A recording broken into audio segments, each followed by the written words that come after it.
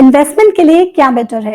Directly shares खरीदूं या mutual fund के थ्रू इक्विटी में इन्वेस्टमेंट करूं? इस सवाल के जवाब के लिए आखिर तक इस वीडियो को जरूर देखिएगा। पहले एक डिस्क्लेमर, इक्विटी इन्वेस्टमेंट में आपको अपना एसेट एलोकेशन देखना पड़ेगा। चाहे वो आप म्यूचुअल फंड के थ्रू इक्विटी इन्वेस्टमेंट कर रहे हो या डायरेक्ट इक्विटी इन्वेस्टमेंट कर रहे हो, वो आपके एसेट एलोकेशन का वो पार्ट होना चाहिए जो आपने स्ट्रैटेजिकली सोचा है कि ये लॉन्ग टर्म के लिए है। इसको मैं इक्विटी म्यूचुअल फंड में या इक्विटी में एक्सपोजर लेकर अपना फाइनेंशियल गोल को पूरा करूंगा। Equity mutual fund versus direct equity.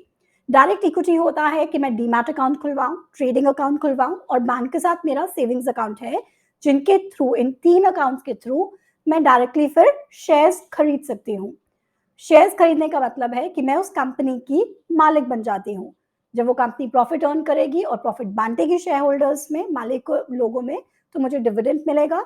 अगर मुझे वो शेयर अच्छा लगता है, मेरा फाइनेंशियल गोल, मैं बहुत पास हूँ फाइनेंशियल गोल के, तो मैं उसको बेचकर कैपिटल गेन कर सकता हूँ। और जब हम म्यूचुअल फंड की बात करते हैं तो म्यूचुअल फंड एक व्हीकल है जो बहुत से लोगों का पैसा मोबिलाइज करता है, इकट्ठा करता है और फिर as per the fund objective investment करता है। म्यूचुअल फंड डायरेक्ट इक्विटी से जहां पर स्कोर करती है, उसमें पहली चीज आती है प्रोफेशनल मैनेजमेंट। प्रोफेशनल मैनेजमेंट का क्या मतलब है? म्यूचुअल फंड में एक फंड मैनेजर होता है जो हर समय आपकी इन्वेस्टमेंट को देख रहा है, कहां जा रही है, कहां पे इन्वेस्ट करना है, सबसे इंपॉर्टेंट कौन सा स्टॉक में इन्वेस्ट करना है। आप किसी भी डायरेक्ट इक्विटी वाले प्लेयर को देखो, उनका हमेशा पहला सवाल होता है कोई स्टॉक सजेस्ट कर दो जिसमें हम लोग इन्वेस्ट कर सके, मतलब स्टॉक टिप ढूंढते रहते हैं। जो फंड मैनेजर है, वहां पर आपको टेंशन लेने की जरूरत नहीं है, वो काम फंड मैनेजर करेगा। मुश्किल काम है। इमेजिन कीजिए, बॉम्बे स्टॉक एक्सचेंज में आज की डेट में 4200 कंपनीज रजिस्टर हैं जिनके आप शेयर्स खरीद सकते हो।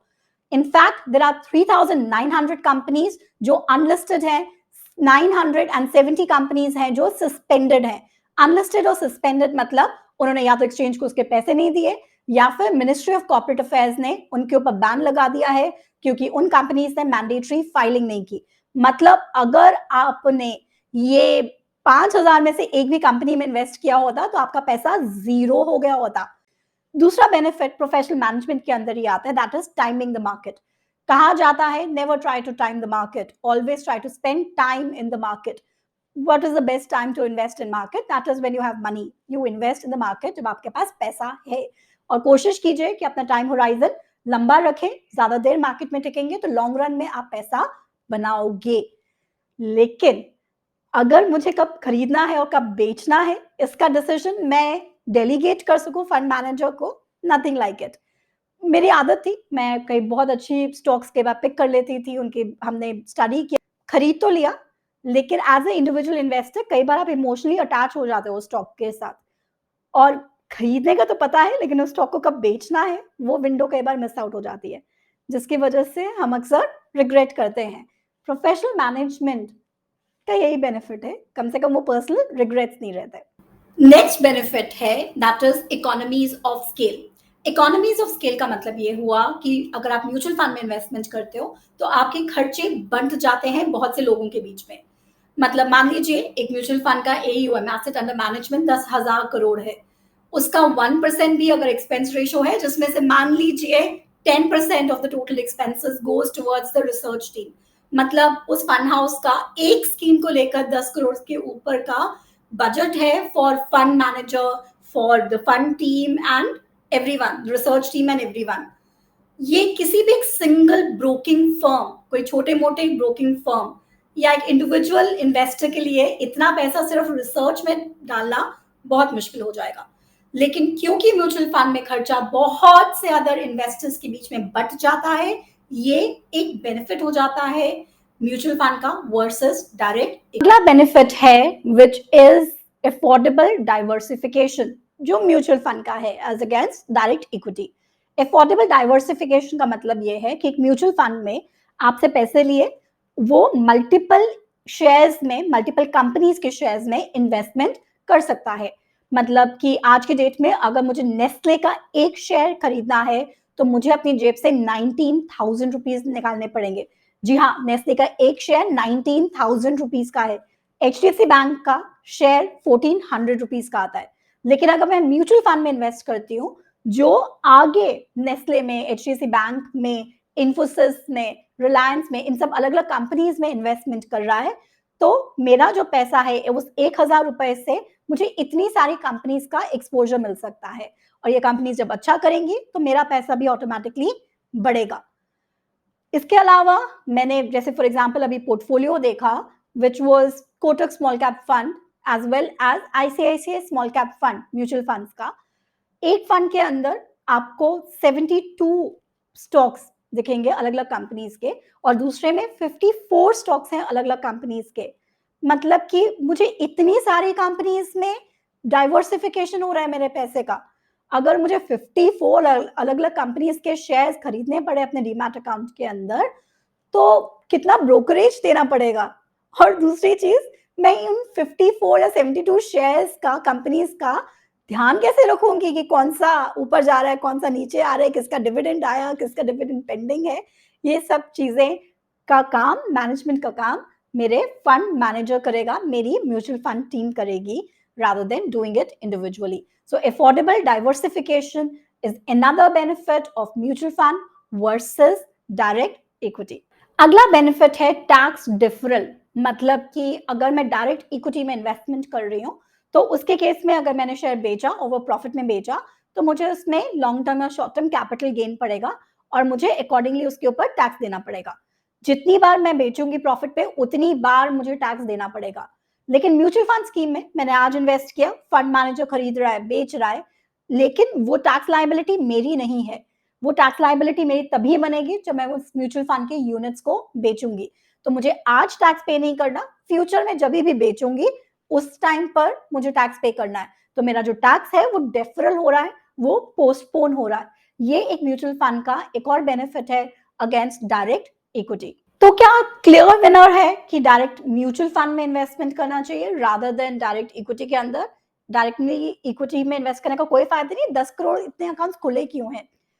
हाँ, थोड़े से बेनिफिट्स हैं। सबसे पहला बेनिफिट ये है कि कस्टमाइजेशन ऑफ पोर्टफोलियो। देखिए, mutual fund companies, diversified equity mutual funds के अंदर एक रिस्ट्रिक्शन है जो securities and exchange board of India, regulator ने लगाई हुई है कि वो किसी भी एक पर्टिकुलर स्टॉक में 10% से ज्यादा का एक्सपोजर नहीं ले सकते। मतलब कि अगर फंड मैनेजर के पास 100 रुपया है, उसको पता है कि एक पर्टिकुलर कंपनी बहुत अच्छा करेगी, उसको पूरा विश्वास है, लेकिन फिर भी वो उस पर्टिकुलर कंपनी में 10 रुपए से ज्यादा इन्वेस्टमेंट नहीं कर सकता। मान लीजिए बाकी 90 रुपए वाली कंपनीज ने परफॉर्म नहीं किया, उस 10% वाली कंपनी ने बहुत अच्छा परफॉर्म कर लिया और उसका जो परसेंटेज है वो इंक्रीज हो गया, तो भी धीरे धीरे करके उसे वापस 10% एक्सपोजर पे उसको, फंड को, उस स्टॉक को लाना पड़ेगा। लेकिन अगर मैं कस्टमाइज्ड तरीके से अपना पोर्टफोलियो खुद मैनेज कर रही हूँ और मुझे एक पर्टिकुलर स्टॉक पे, एक पर्टिकुलर कंपनी पे पूरा यकीन है, मेरा पूरा भरोसा है उस कंपनी पे, क्योंकि मेरे को इंडस्ट्री की अंडरस्टैंडिंग है, क्योंकि मैं बस जानती हूँ, मुझे आकाशवाणी हुई थी कि ये कंपनी अच्छा काम करेगी, तो मैं अपना सारा पैसा उठाकर उसमें डाल सकती हूँ। ऑफ कोर्स कंसंट्रेशन रिस्क बहुत बढ़ जाएगा।